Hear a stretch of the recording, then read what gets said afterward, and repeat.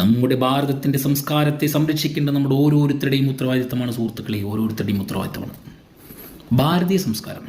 ശരിക്കും എന്താ അതിൻ്റെ കോൺടെക്സ്റ്റ്?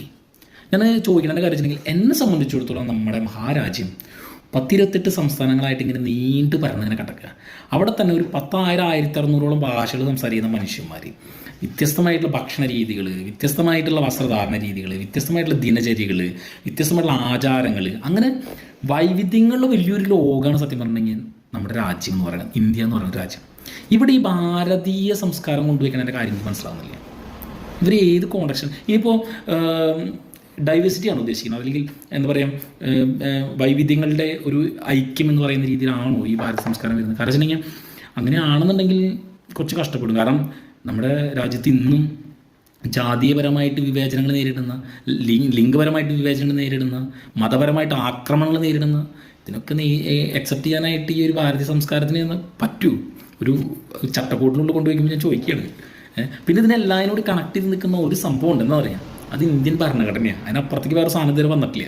പിന്നെ ഈ ഭാരത സംസ്കാരം കൊണ്ടുവയ്ക്കുന്ന കഥ എനിക്ക് മനസ്സിലായി. ഇനിയിപ്പോൾ മറ്റേ വേദങ്ങളുടെ കാലഘട്ടത്തിൽ പറയപ്പെടുന്ന ഒരു ജീവിതചര്യയാണ് ഉദ്ദേശിക്കുന്നത്. അങ്ങനെയാണെന്നുണ്ടെങ്കിൽ ഇപ്പോൾ നോർത്ത് ഇന്ത്യൻസും സൗത്ത് ഇന്ത്യൻസും ഒക്കെ വലിയ രീതിയിൽ കഷ്ടപ്പെടും. കാരണം വെച്ചാൽ ഇപ്പോഴും സൗത്ത് ഇന്ത്യയിലേക്ക് എന്താ പറയുക, അധിനിവേശം നടത്തി വരുന്ന ഒരു സംസ്കാരമുണ്ട്, ഈ ആര്യന്മാരുടെ സംസ്കാരം, അല്ലെങ്കിൽ ഈ ജയ് ശ്രീരാം വിളിയൊക്കെ.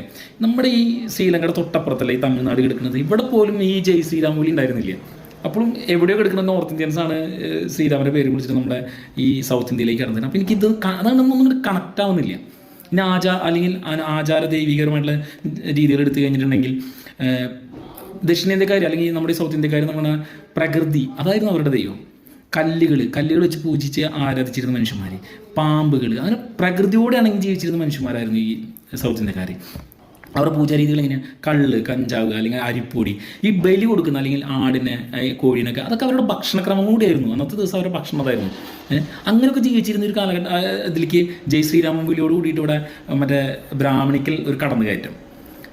ഈഴവ ശിവൻ ഉണ്ടാക്കിയിട്ടുള്ള നാടല്ലേ നമ്മുടെ നാട്. അവിടെ പോയിട്ട് ഈ ബ്രാഹ്മണന്മാർ പൂജിക്കുന്നതിൻ്റെ കഥ എനിക്ക് മനസ്സിലാകുന്നത് എങ്ങനെ ഈ ഒരു സാധനം വന്നുള്ള ഒരു മിശ്രിതം അല്ലേ നമ്മുടെ മൊത്തത്തിൽ കിടക്കുന്നത്.